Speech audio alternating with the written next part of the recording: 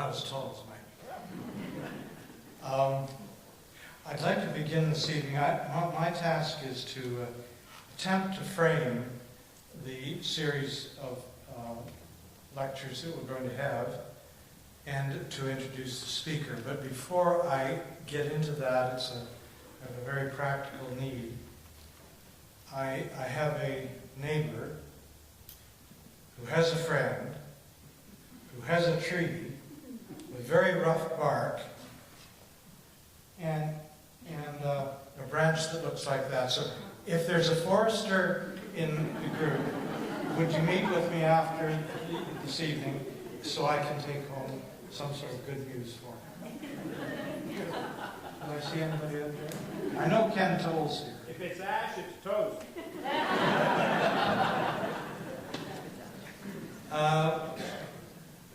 Thank you, Mike, for your introduction. I am a volunteer with Kawarthas Land Trust. I am not a graduate or a member of Trent faculty. I think probably I started to study too early or Trent got established too late. But we just haven't sort of crossed paths in that way. But I do know of Trent.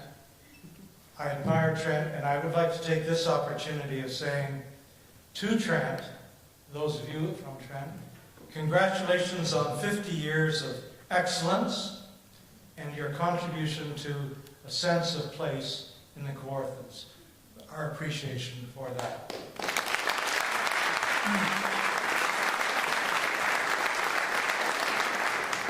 The series that we're about to enter into is entitled A Sense of Place, with a subtitle, Perspectives on Relationships to Land and Water in the Kawarthas. And we all know that a sense of place doesn't simply come from the landscape and from the water, but from people who inhabit the place, from the history and from the culture.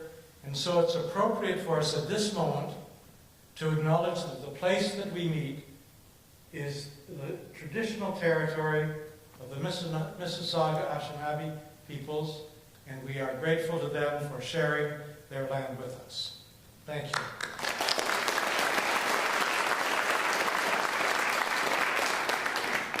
It's been said that a sense of place grows from an identifying oneself in relation to a particular piece of land on the planet Earth.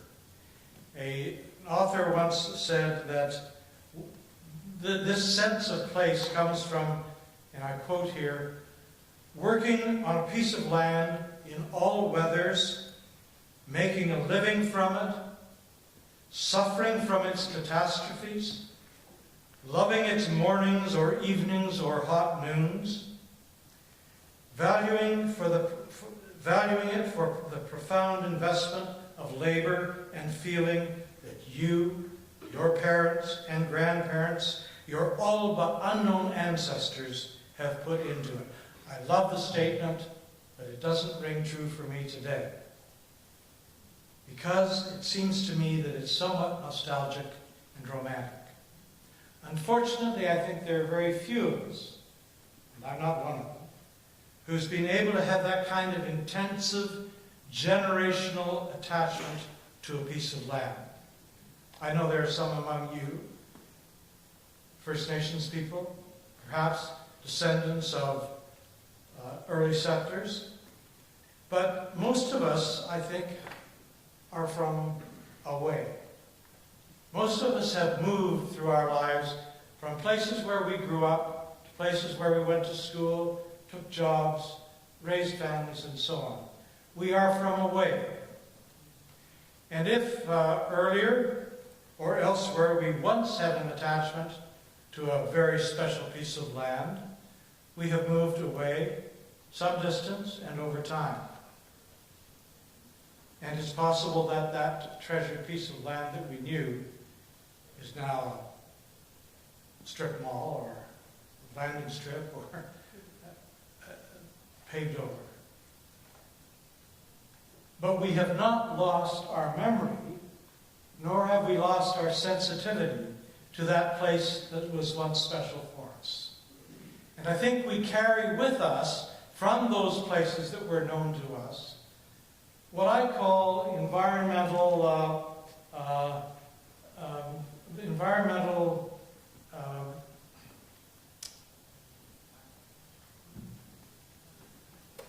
failures or ends or things that alert us to the world around us. Our memories, our sensitivities, the things that we remember smelling and touching and feeling.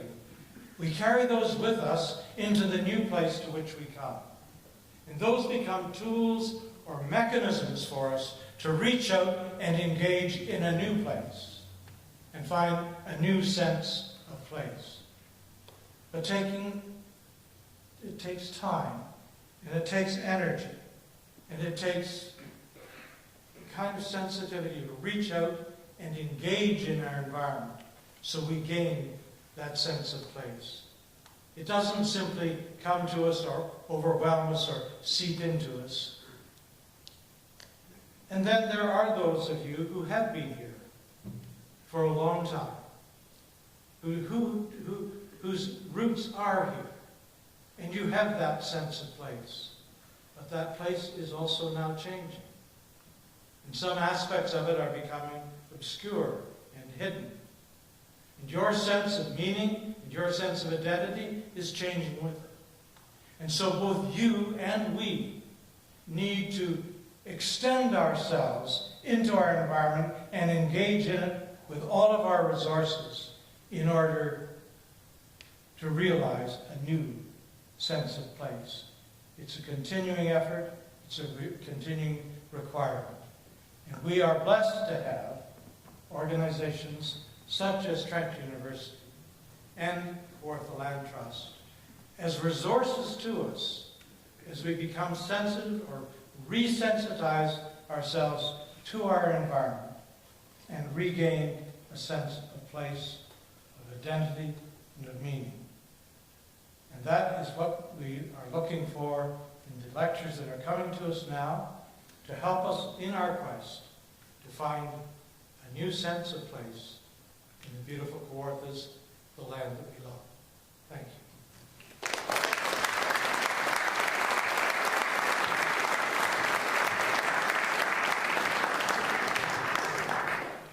I forgot about the tree, but I also forgot about the speaker.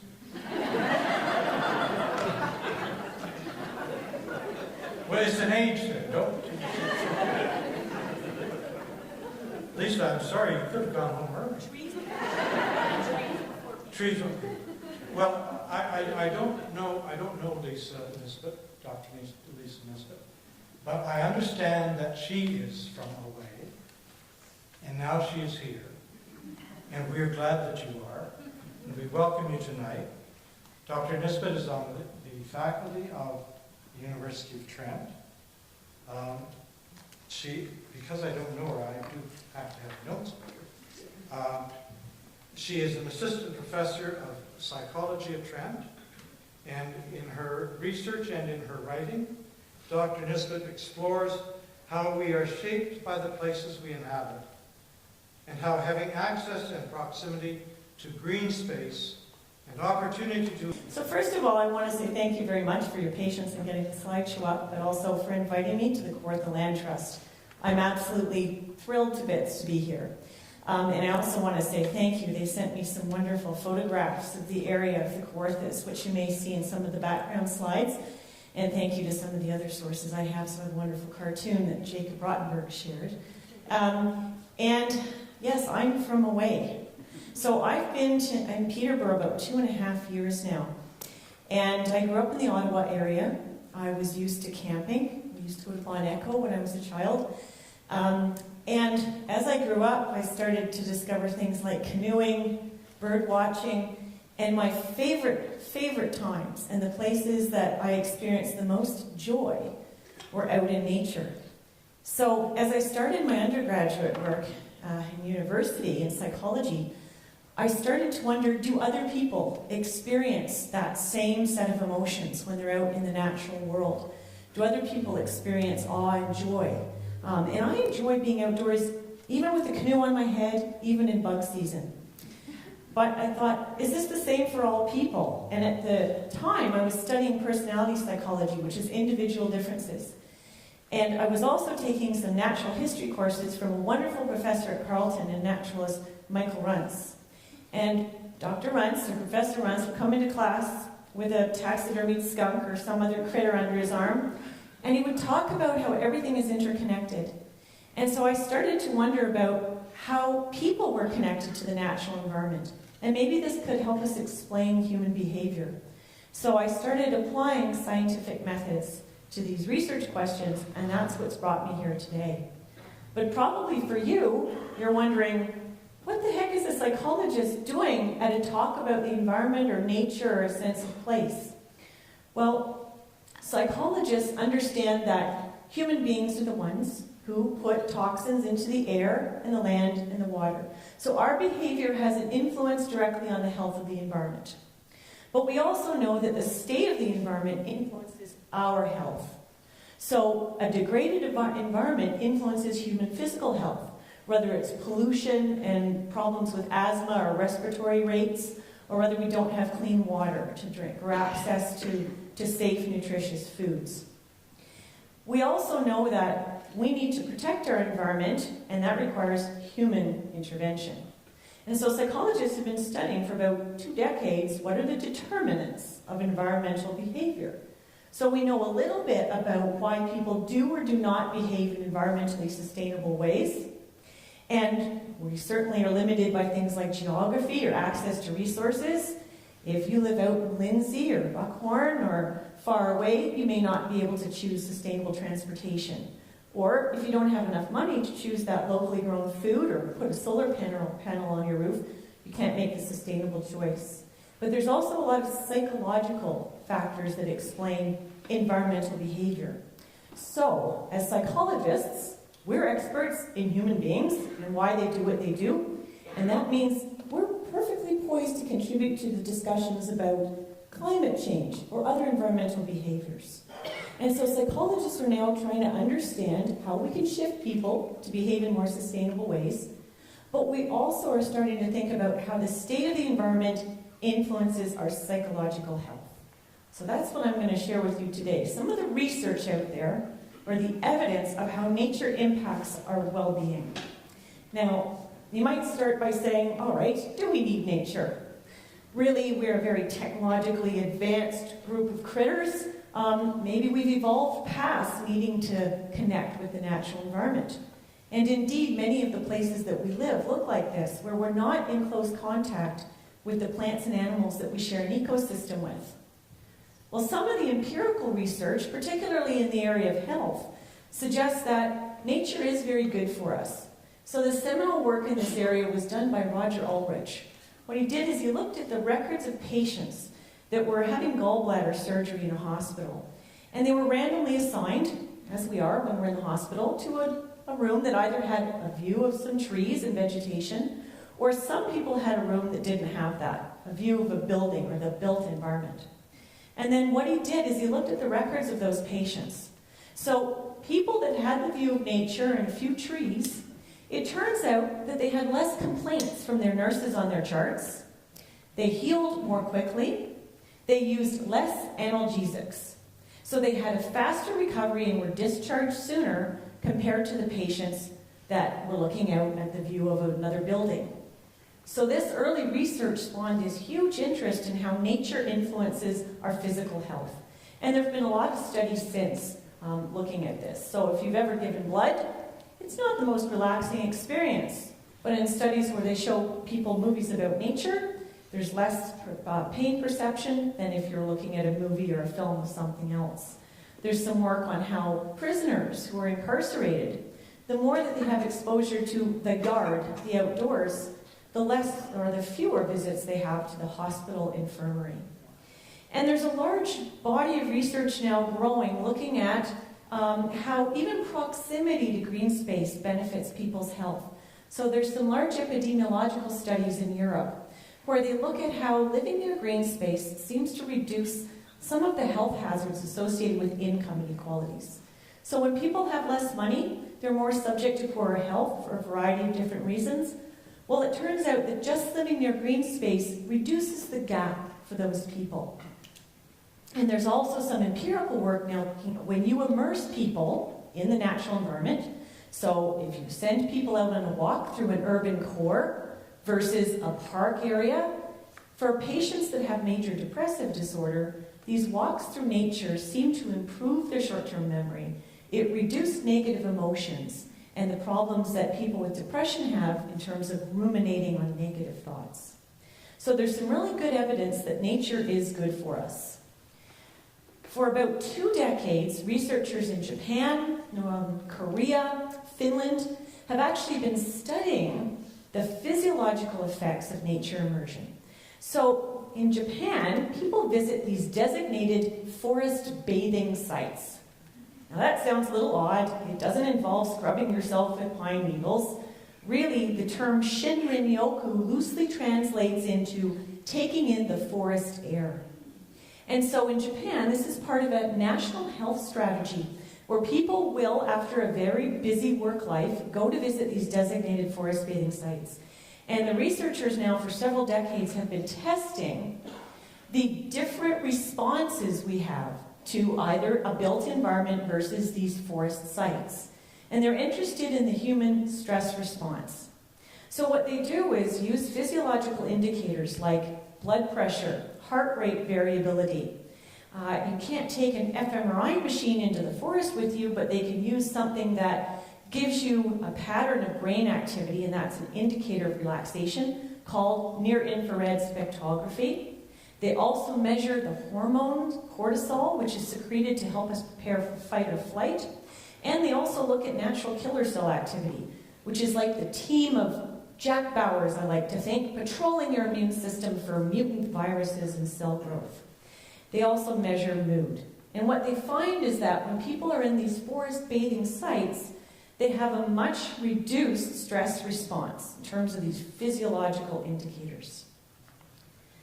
There's also some work done by Frances Kuo. She's at the University of Illinois, and she actually uses a naturalistic experiment. The pictures here are 2 very depressed areas in Chicago. So these are some of the poorest neighborhoods in North America. And people are randomly assigned to different types of this public housing. They don't get a choice, and the units are very similar inside. What really differs is that some of these units have access to green space, and some of them don't. And what she's done is she's looked at things like community cohesion, crime rates, interpersonal violence. And so for the people that live in the neighborhoods with green space, they tend to have a better sense of trust amongst their neighbors. They have lower crime, lower violence. She's also gone in and done some empirical studies and found that for young women, girls living in these green space apartment blocks, they have better self-regulation skills. They have enhanced self-esteem compared to the girls that are growing up in the more built environment with the concrete and the artificial surfaces. She's also done some work taking children on walks. So if you take inner city kids who've never seen the stars at night, and they really have been deprived of nature, when you take them on a brief walk, she finds that they have lower aggression, better self-esteem, they care more about the environment, and you find effects on ADHD, so attention deficit hyperactivity disorder. You find effects comparable to that when you use medication. So there's some really important benefits of spending time in nature, and we enjoy nature for a variety of purposes. We like it as a relaxation or a moment to restore, and we use nature in various different ways. But why is nature so good for us? Why does it have this effect on us? Well, the theory is that humans evolved in close proximity with nature. We've really lived separate from the natural environment very, very recently in terms of our evolutionary history. And so built environments are pretty much new for the human species. So Alan Logan, who's a co-author of Your Brain on Nature, argues that we're really modern humans with an ancient brain. And so sociobiologist E.O. Wilson has actually coined a term for what he and Stephen Kellert argue is an innate need to connect with nature. So the biophilia hypothesis is a way to explain why we're drawn to and so interested in nature and natural elements. So we can't test this theory of evolution directly, so we have to look to some suggestive evidence. We can't randomly assign some humans to evolve in nature, others to evolve in the built environment and see how we turn out. But what we can do is look at how do human beings flourish and thrive in natural environments versus built environments. And we look to things like nature scenes. People consistently prefer images of nature versus built environments. That's across diverse cultures and ages and gender. Many people have pets. Anybody had a pet growing up or have a pet at home? Okay, right. Lots of people have pets. Gardening. I bet lots of people enjoy gardening. Many people enjoy things like bird watching, outdoor activities like hiking and camping. More people visit zoos each year in the US than all major sporting events combined. Right? That's indicative of our interest and fascination with nature. And the picture up there is of Newt the polar bear, who was abandoned by his mother and raised by the zookeeper in Germany. He became the national symbol of climate change for the UN. He had his own television show, very popular. Good evidence that we're attracted to nature and natural things. There's also been some work looking at how when office workers don't have a view or don't have a window, they tend to bring more plants into their cubicles than people that can actually see some vegetation out the window. And then there's a lot of work looking at what is it about nature that's restorative. So this idea of attention restoration is based on the notion that our built environments really deplete our limited attentional resources. So we have a finite amount of resources to focus, get through our day, deal with car horns, cell phones, work stresses, and that the built environment really takes away from that attention. But there seems to be something about nature that actually restores those attentional resources. So if you've ever been working and you've been near a window and you find yourself just sort of glancing outside, you sort of zone out. Those are what researchers refer to as micro-restorative breaks. And those help us relax. There seems to be something about nature that draws our attention in an effortless way. It's very different than the kind of attention needed to watch a television show or play a video game. So there's this idea of hard attention that we're engaged in every day that stresses us out, versus nature, which seems to engage our curiosity, our fascination, and soft attention. And this is restorative. Well, that's all well and good, but the problem is many of us don't have access to nature. We may not be coming into contact with ecosystems on a regular basis. I don't like to pick on Toronto, but it is difficult to commute and somehow connect with nature every day. So what does this mean for human health and well-being? If we know that nature is restorative, it has these benefits for our physical and mental health, then this suggests that perhaps a disconnection from nature is leading to poor mental and physical health. So there's a lot of work looking at what are the features or the characteristics of restorative environments, and how can we try and set up places that benefit people and improve their well-being. And so we can do that in terms of the built environment. Certainly we can think about how we design our buildings. There's a whole literature now on biophilic architecture, trying to bring nature inside to help us be calm and relax when we're indoors. But we can also look to the importance of these outdoor spaces. So what I'm going to refer to as nearby nature, as well as the more remote wilderness. And some of the early research started looking at how even just a view of nature out the window, which I wish we had here, would help us feel more relaxed. In some research with office workers, people who saw nature were less frustrated with their coworkers. They had greater job satisfaction and more positive emotions. So even the view that we have out a window can really have a big impact on our psychological health. The problem is that we may not always take advantage of this. So in some of the immersion studies, what we do is we will assign people to walk in built versus natural environments and explore what that person's perception and mood and experience is. So these are some photos of the campus at Carleton University in Ottawa. And several researchers have now started to study how does mood and well-being and happiness vary in indoor versus outdoor environments. So what we've done to test this is we assign people to just randomly walk either inside through a campus tunnel system or outdoors between campus buildings along a river, which is very similar to the campus up at Trent. And we asked people at the end of these walks, how do you feel? We asked them a battery of questionnaires to measure their emotional states. And we did these studies only on non-rainy days, so we didn't have soggy questionnaires. And we controlled for variation in temperature. This research was done in the fall. So what we found was that people preferred the outdoor walks. Maybe that's not a surprise. But they had more positive emotions, fewer negative emotions.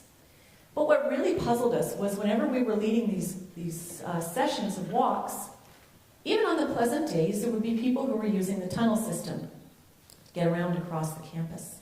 So we started to wonder, why are people not taking advantage of nature's happiness benefits?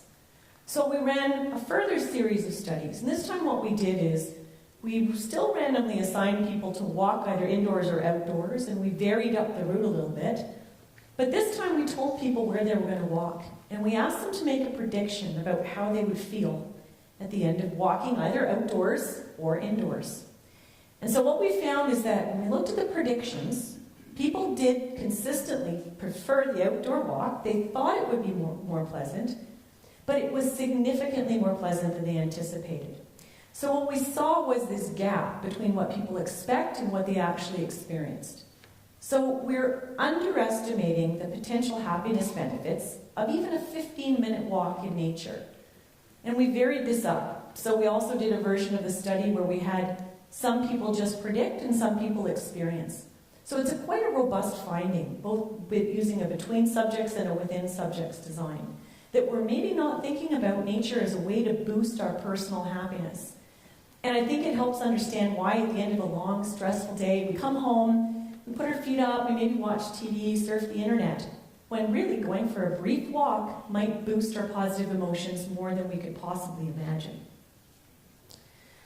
So this suggests that there might be a need to study how people are connecting to the natural environment.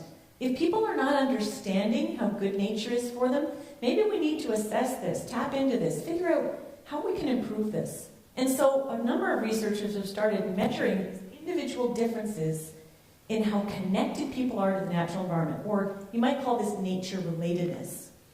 So nature-relatedness is partly affective, it's emotional. It's that visceral reaction we have when we think about nature when we're in nature. But it's also cognitive, so it's our beliefs about nature. It's our sense of identity. It's like an ecological self that includes the natural world along with our own self-concept. It's also experiential, so it's how drawn to nature we are, how comfortable we are with it, and how much we want to be in the natural world. And so we can actually tap into this as an individual difference. We can use measures that look at how strong a bond somebody has with the natural environment or how weak a bond they have with nature. And so these are some items that we often use. We ask people to self-report. My relationship to nature is an important part of who I am. I enjoy being outdoors, even in unpleasant weather. I take notice of wildlife wherever I am. We use items to tap into these differences in subjective connectedness that really help distinguish people who have a weak versus strong bond. Things like snowflakes and sunsets, actually everybody enjoys. So we try and measure this in a way that shows us people really do differ. And actually, we do. Not everybody feels connected to the natural world. People really have a different sense of what they enjoy and how they spend their time. But the research tells us that the stronger somebody's bond is with nature, the more time they spend outdoors. So that subjective connection seems to motivate people to spend time in places that give them positive emotions. And there's some work now coming out of Australia looking at how people with a strong sense of nature-relatedness will use their backyards more, they will travel farther to go to parks, and they'll spend more time in those parks when they're there.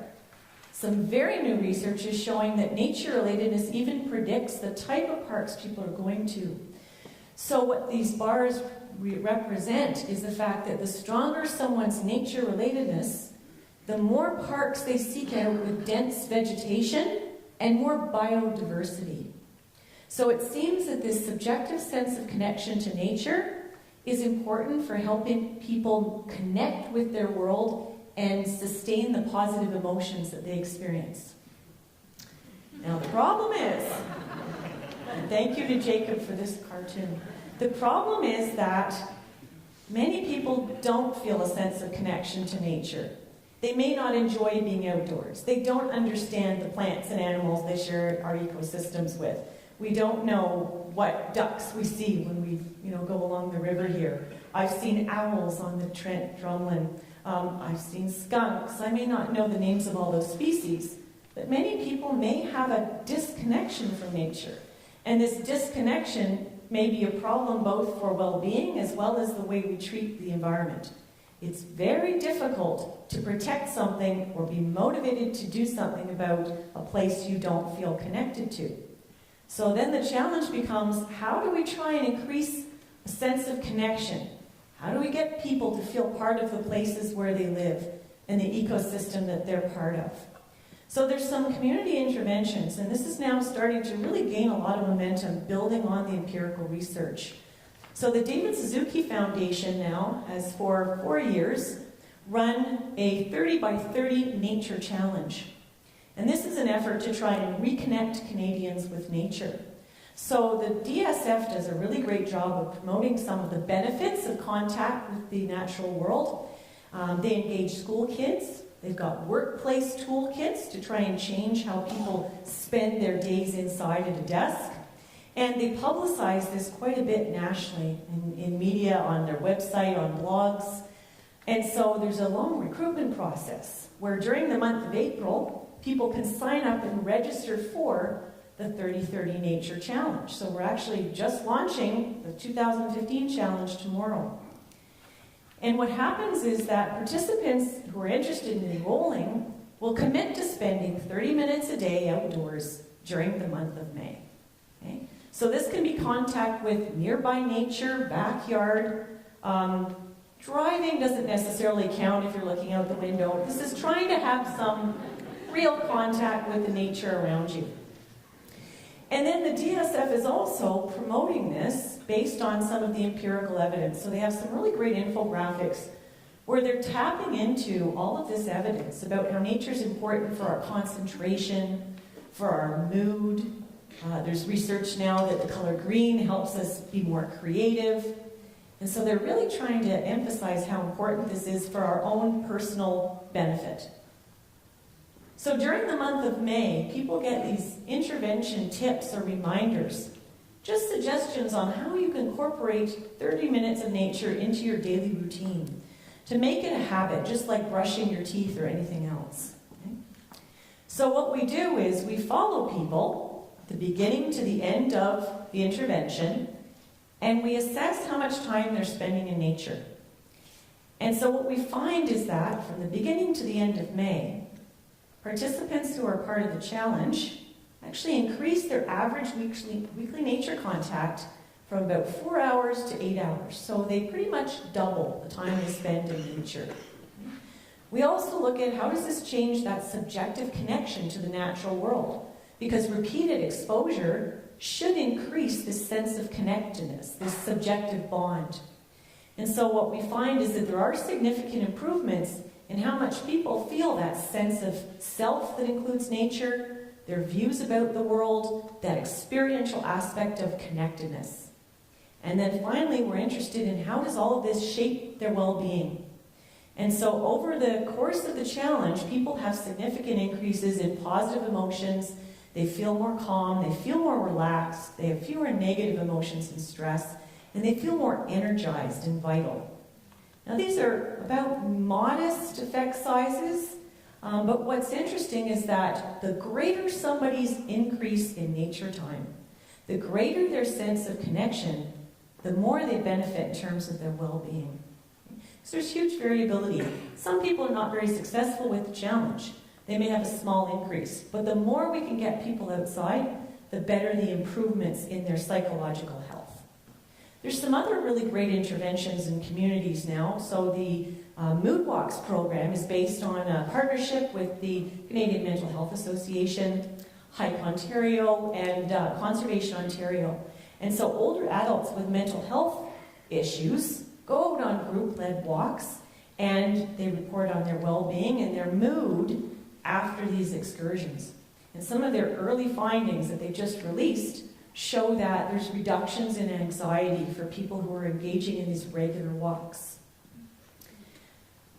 So why would connectedness be so important for people? Well, it's important for our health and well-being, but it also means that we need to think about these places that give us positive emotions and contribute to our well-being in a different way. So we need to maintain and restore those places. Now, when we give people information about the natural environment, people may say they're interested. If I took a poll of everybody in Peterborough, most people would say, I care about nature, I care about the environment. But that knowledge doesn't seem to always translate into action. So when we turn on a light, we probably don't think about the coal plant that's firing up to generate that light. Or we're coming up on dandelion season soon. Usually in my neighborhood, people get very upset about the dandelions and they'll do just about anything to get rid of them. But they may not understand that there's consequences, both for wildlife, pets, as well as humans. So there's really a disconnection. Even if people say they care about the natural environment, that doesn't necessarily translate into behavior. And this attitude-behavior gap is not uncommon. We see this in the health literature, but it seems to be that this concern for the natural environment doesn't always translate into action. And so that's where connectedness comes in, because we know that that stronger connection to the natural environment, or a greater sense of nature-relatedness, predicts ecological behavior, environmentally protective behaviors. And it motivates us in a very different way than when we try and use external incentives or disincentives. So if we pay people or provide bonuses for people recycling or retrofitting their homes, that can be very useful in shifting behavior. But what the problem is, you remove that incentive or disincentive and the behavior often ceases or extinguishes. It goes away. And so connectedness is a very different way to motivate people to engage in sustainable behavior. It's about doing things that are really in our own self-interest, and it also makes it seem like we're not relying on fear or guilt or doom and gloom messages. There's a lot of information and misperception that caring about the environment requires a life of deprivation and sacrifice. And that's really just not the case. So some of my colleagues have been looking at how people treat the environment and how this sense of connection might help us shape behavior. So most environmental problems are really commons dilemmas. We have to decide how we want to use these shared resources in a way that we have enough for ourselves, but also for future generations. And so Robert Gifford of the University of Victoria has developed this research paradigm to mimic a commons dilemma. So he has this program, and it's called FISH, because really fishing is a commons dilemma. If we harvest too many fish, we don't leave enough in the ocean for them to regenerate and be there for future generations. So in some of the research looking at cooperative behavior in commons dilemma scenarios, we can look at how do people harvest fish? How do they act in their own self-interest versus in a sustainable way that will benefit everybody? And so this is what the fish game looks like, and it can be programmed actually to manipulate the regeneration rates of fish and even have other people virtually playing the fish game. Well, my colleagues at Carleton have started to look at how does exposure to nature influence cooperative behavior on this type of scenario. And so what they'll do is they'll have participants come in and they'll show them videos of nature versus built environments architecture, and then those people will engage in this fishing game. And so what they find is that when people watch the built videos, they tend to harvest more fish in a season than when people watch the nature videos. What that translates into is fewer fishing seasons for people when they're primed to think about the built world. So even viewing nature seems to make people think in more generous and cooperative ways. And there's a number of studies showing that just photographs of nature can make people more generous, more caring towards each other, and make us appreciate the beauty of our natural surroundings more, as well as raise our positive emotions. So there's a lot of research in this area trying to untangle what are the elements or the mechanisms responsible for these effects we see in nature. And the Shinrin-yoku researchers have started to isolate some of these. So for example, they've determined that some of the beneficial immune functioning effects of nature come from the secretion of these aromatic compounds that we see in Japanese cypress trees. So they refer to these as phytoncides. And they've done some very clever studies where they'll treat hotel rooms randomly with either phytoncides or not. And they see that people have better immune functioning after being exposed to that. Or they're even looking at, is it sound? Is it sight? Is it tactile effects? So they'll take pieces of wood, either an untreated pieces of wood, a painted piece of wood, or a metal plate that's heated to the same temperature as wood. And people's heart rate and blood pressure is lower when they're touching the untreated wood. So this is still really a burgeoning research area. We need to understand more about what are the mechanisms underlying these effects. But it's exciting because we know enough now that we need to take some action. We need to think about how we design our cities and our communities to make nature accessible to people, not tucked away. We need those remote wilderness experiences to recharge, but we also need to make sure that people have access to nearby nature on a regular basis. And many of the things that we do that are good for the environment, like commuting to work or school by walking or cycling, are good for us as well as the planet. And if people are seeing the nature all around them on their daily commute, they're going to be more interested, it's going to engage their fascination and curiosity, and they're going to get to know how that ecosystem functions. It also suggests that we need to think about how we're sending messages, how we're using public service announcements and ads to try and shift people's behavior. We really need to be framing environmental issues as human health and well-being issues, not in terms of the guilt or the moral imperatives, because those just aren't working to shift people's behavior.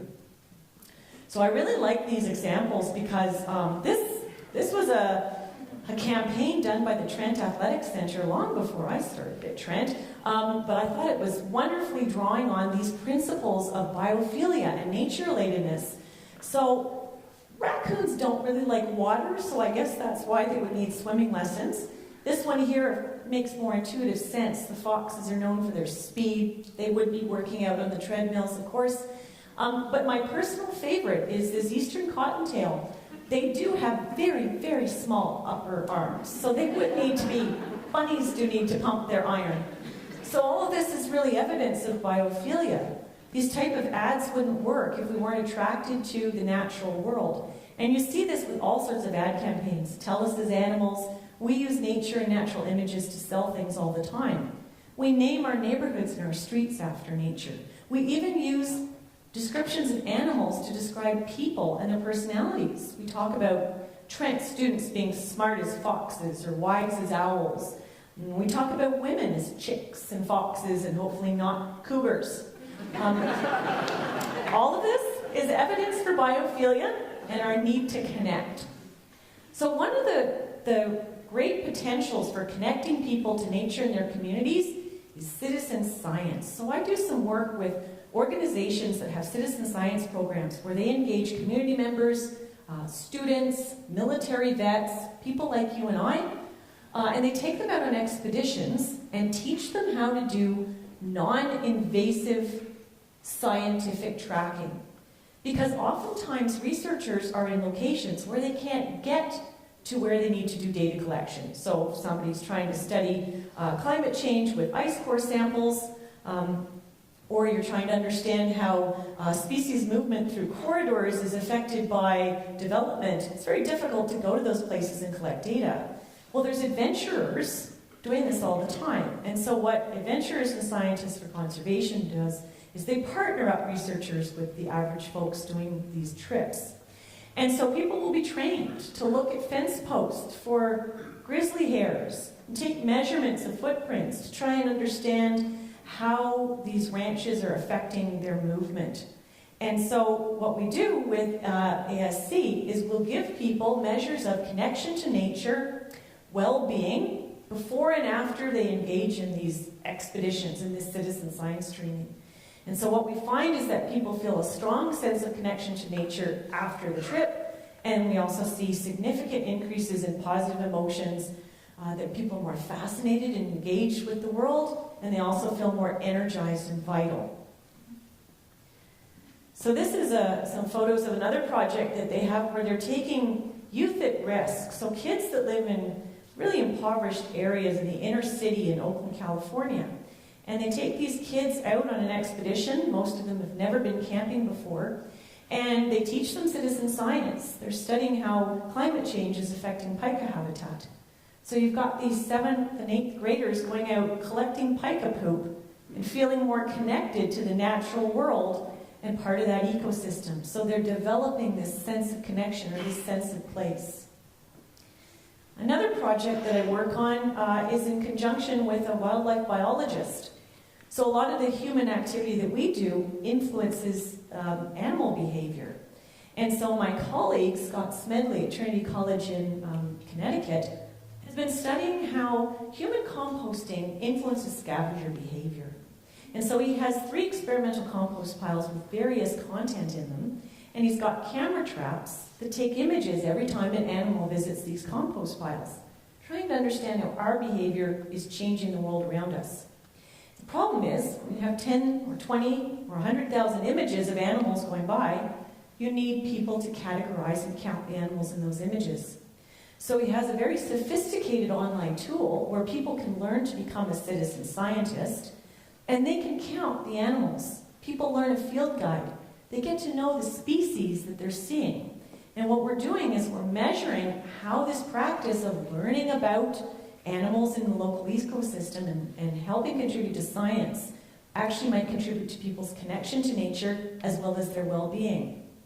And so in some of the early pilot work that my colleagues been doing, we're finding that for military vets, many of them returning in the US, without much of a sense of purpose, many of them also have post-traumatic stress disorder, it's difficult for them to feel like they have a way to contribute back to society.